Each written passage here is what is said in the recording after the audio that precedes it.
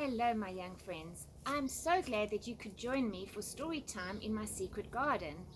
I've already got some other little friends that have joined us, and today's story is called The Township Fairy. So I hope you are all ready for us to begin. I would like to introduce you to my friend. Her name is Lily-May, and she's probably just about the same age as you. I only met Lily-May the other day, but she told me all about herself and about her fairy friend, Rosalie. This is Lily-May's story, so I will let her tell it. Hello, my new friend. My name is Lily-May. I'm so glad you have come to listen to my story. It is also Rosalie's story, but as fairies don't speak in the human world, I will tell our story to you. Let me first tell you a little bit about myself. I'm about your age and have long hair that is a bit wild. I have a dog called Belle, and I love taking her to our park for a walk. She's a Dalmatian and has black spots. Actually, Belle pulls me along, so I suppose she takes me for a walk. I wonder if you have a dog. Perhaps you prefer cats or rabbits or colorful parrots. I also love swinging, don't you? I try to swing as high as I can and see if my toes can touch the clouds in the sky. It feels as if I'm flying. What else do I love to do? Oh yes, I love to skip. Have you tried skipping? It is really hard in the beginning, but if you practice and practice, you get really good. Sometimes your legs and arms get all confused and tied up in knots. When my friends Amber and Jade come to play, we see who can skip for the longest. Jade usually wins. She's really good. But most of all, I love my family. My dad and my mom and my baby brothers. They are twins and they cry a lot, but I still love them. I live in a city in a pretty house with a garden full of flowers. I love planting seeds in the garden and watching them grow. This is a picture I painted of our house. I wonder if you can guess which is my bedroom. I have lots of toys in my bedroom, but my favorite toy is a little ragdoll with wings. Beautiful shiny wings that look like they have been spun by spiders. Normally ragdolls don't come with wings. She was given to me by my grandmother, Granny Rose. I loved Granny Rose. She always smelled like roses and lavender. So I named my ragdoll with wings Rosalie, after my granny. The thing about Rosalie, which nobody else knows, is that at night, when the sun has gone to sleep in our part of the world and the moon shines in the dark sky, Rosalie becomes a fairy.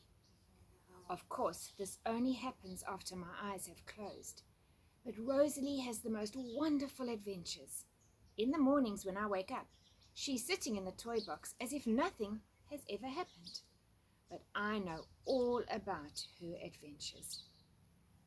When I tell my mom about an adventure that Rosalie has had during the night, she just smiles and says she thinks that I must have been dreaming. But I know that Rosalie's nighttime adventures are real. I think you know they are real too. I know you can't wait to hear about some of Rosalie's adventures, but I first need to tell you something that makes me sad. Something that takes away some of the happiness in my heart. Every day, on our way to school, we drive past a township. There are no pretty flowers in the township. There's no green grass. There are no big trees to climb. There are only houses that are grey and brown and patched together. There is also a rubbish dump next to the grey and brown patched together houses. And there is a sad little boy who is playing next to the rubbish dump. I look out the car window and wave to him and smile at him. He waves back. My heart feels so sad. He looks so lonely. Now, back to my story and Rosalie's adventures. There's one thing you must remember. My thoughts and Rosalie's adventures are linked. Before I close my eyes at night, I have thoughts in my head. Somehow these thoughts fly to Rosalie and she makes them real in her adventures. One night, as I was about to close my eyes to go to sleep, I was thinking about the sad little boy and that he had to play next to a rubbish dump. I was thinking how nice it would be if some of the flower seeds we had just planted in our garden for spring could be planted on the rubbish dump and grow into beautiful flowers. That would make the rubbish dump look like a little mountain of colorful flowers, and it would also smell much nicer. As my eyes closed, Rosalie's eyes opened, and her spider-web wings started shimmering and shining and twinkling. They sounded like soft musical bells. It was a beautiful sound. I wish you could hear it. The next thing, Rosalie flew through my open window and into the dark moonlit night. She called all her little bird friends, about 100 of them, and they came tweeting and chirping around her. There were little swallows and dark blue starlings. It looked like a wing dance with all their wings flapping about. Rosalie was the sole ballerina in the middle, just like in Swan Lake, and the sky was her stage. Rosalie whispered something in fairy language to the birds, and the next thing, they all started picking up flower seeds from the ground with their beaks and following Rosalie. Can you guess where she was taking them? Yes, to the township. They dropped their seeds on the rubbish dump and flew away. Rosalie sprinkled some silvery pink fairy dust into the air and flew back into my window and straight to her spot in the toy box. The next morning, I woke up and could see that it had been raining softly during the night. I was so glad because that meant that the spring flower seeds I had planted in our garden would start growing. I went downstairs and told my mom about Rosalie's adventure, and she smiled and said that sounded like a wonderful dream. As we were driving to school, we drove past the township near my house, and I looked out the window. You won't believe what I saw. Instead of seeing a stinky rubbish dump, there was a little mountain full of beautiful spring flowers. There were flowers of all colors of the rainbow: red, orange, yellow, green, purple. There were bluebells and sweet peas and daisies and marigolds. And there was the little boy playing in the flowers, and he was no longer sad. I waved to him as we drove past, and he waved back. That is how I know that Rosalie's adventure was real and that I hadn't been dreaming. The next night, as I was about to close my eyes to go to sleep, I thought about the sad little boy's house. My house was so pretty, and his house was all brown and grey and patched together.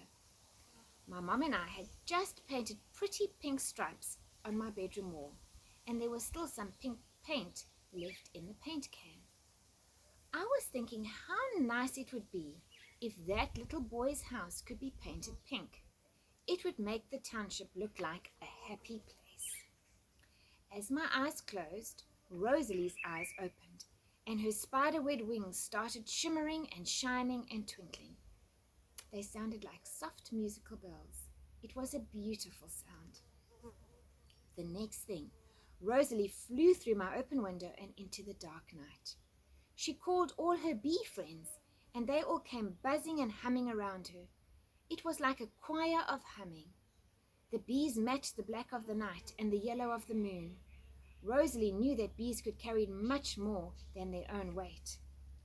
Rosalie whispered something in fairy language to the bees, and the next thing I could hear and feel and see a swarm of bees rushing into my room through the window. They lifted the paint can and carried it out the window.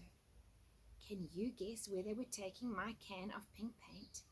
Yes, to the township. The bees carefully poured the pink paint over the grey house. Rosalie sprinkled some silvery pink fairy dust into the air, and then all the bees started buzzing, as fast as their wings could buzz, making a soft breeze which spread the pink paint all over the little boy's house. The next morning I woke up expecting to still see bees buzzing over my head. I'm glad that none of them had stung me. The paint can was back in my room, but there was hardly any paint left in it. Rosalie was back in her spot in the toy box. I went downstairs and told my mom about Rosalie's adventure.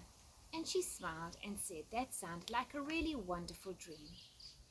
As we were driving to school, we drove past the township near my house, and as I looked out the window, you won't believe what I saw. Instead of seeing a grey and brown patched house, I saw a little pink house. It was still patched together, but it looked so pretty and happy among all the other grey and brown patched together houses.